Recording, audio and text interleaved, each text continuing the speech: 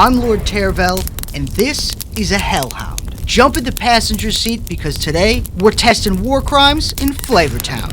This is heretics, xenos, and mutants. Now I'm certain you want to rush to the front of the battlefield and start burning stuff down, and that is the right feeling, and I want you to keep that. Because the Hellhound is made with a Chimera chassis, so it's still pretty fast, having a 10-inch movement. Now, the Hellhound has a tendency to explode, because instead of a transport capacity, it's filled with highly volatile ammunition. But luckily, it's covered in extra armor plating, giving it a 10 toughness and a 2+ save. And that is going to save you as you go deeper into Flavortown. Now, we all hate when our enemies are cowardly hiding behind cover. And this is where the Hellhound excels, and its main job is, because it has the ability to flush them out. One unit that the Hellhound hit can no longer have the benefit of cover until the next shooting phase. And this applies to anything in your army that shoots at it.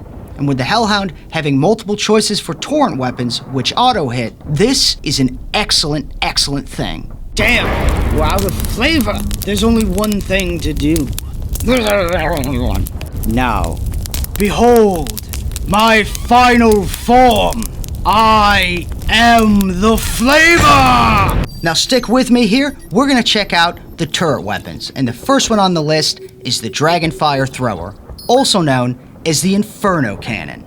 The Inferno Cannon is the most reliable option of the three, especially if your only goal is to flush them out on a target. And if your goal is to take out infantry, just like a one-star restaurant, this can take out an entire family. Now the Hellhound has three options for a secondary weapon: the Multi-Melta, the Heavy Flamer, and the Heavy Bolter. But the only ones we're going to talk about are the Multi-Melta and the Heavy Flamer, because putting a Heavy Bolter on the Hellhound isn't very cash money of you. And in Flavortown, we're all about that cash money mentality.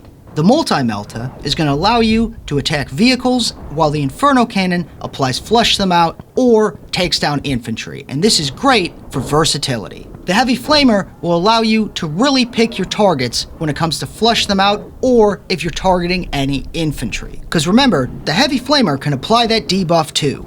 Now head to your spice cabinet and go to C, because we're looking at chemical burns. Let's talk about the Bane Wolf. The Chem Cannon excels at taking out infantry, and it might be the most powerful anti-infantry gun in the game. And despite that, it's still outclassed by its other two options. Don't let that fool you, because it still auto-hits with D6+1 shots, -2 AP, and 2 damage. And to kick that off, it's got anti-infantry 2+. But if you're trying to shoot vehicles with this, it's basically worthless. Both options for the secondary weapon are excellent for the Bane Wolf. The Multi-Melta will allow you to be a double threat to vehicles and infantry. And the Heavy Flamer will make sure your opponent doesn't bring infantry anywhere near this, allowing you to put a huge barrier between them and any objective you want to protect. I'm going to the bathroom because that last meal was a little bit spicy. So come with me as we talk about the Devil Dog and the Melta Cannon. The Devil Dog and its Melta Cannon are the anti-vehicle option for the Hellhound. And boy, does it allow this thing to shoot way above its weight class. Essentially, it's just a bigger Multi-Melta, except it has D3 shots and Melta 4. So if it gets within 9 inches of something, it's D6 plus 4 damage. That means it can deal up to a crazy 10 wounds. It has the blast profile, so if somebody's clever, they'll charge this to stop you from shooting that vehicle. But it does allow a little bit of use against infantry, and this can be great. For secondary weapons, either option is incredibly good. The Multi-Melta gives this already incredible anti-vehicle build an even scarier one. And the Heavy Flamer allows you to focus on anti-vehicle while still reliably being able to apply flush them out. Now most people don't see this build coming, and unless they can see the future, this is going to catch some people off guard. Now let's bust a fat move. Now, movement for the Hellhound is going to be essentially the same for any variant you're running. Despite its ability to have flamers, you do not want to keep this in the back. It's too expensive to do that. This is an offensive vehicle.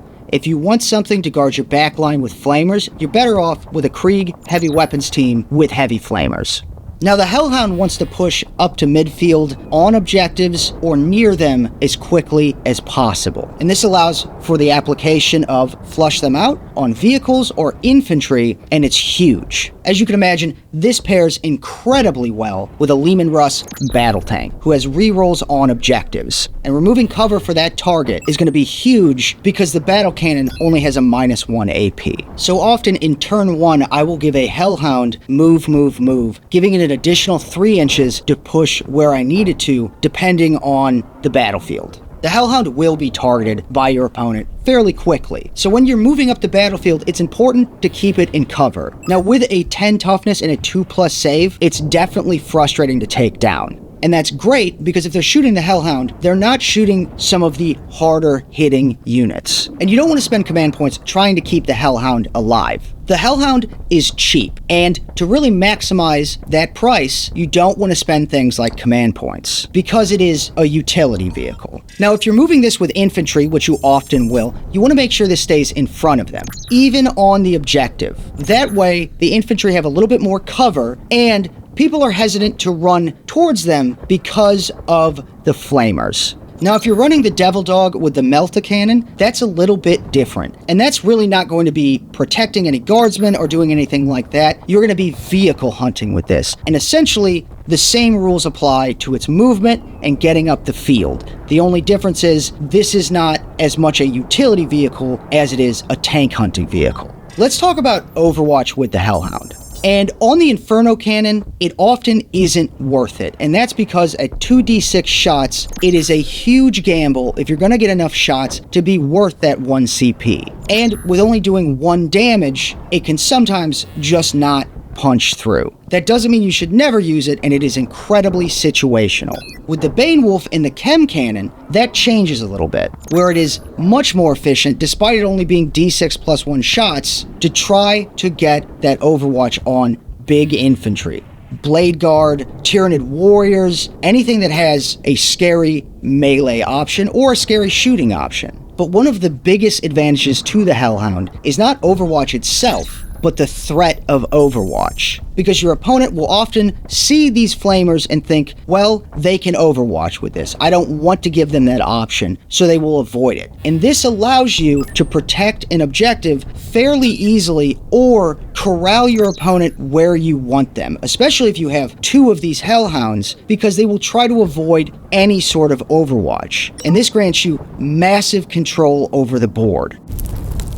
Nailed it. This has been Heretics, Xenos, and Mutants. Join us next time when we fire a Tau railgun into their own troops. I'm Lord Tervel, thank you for watching, and I'll see you next time.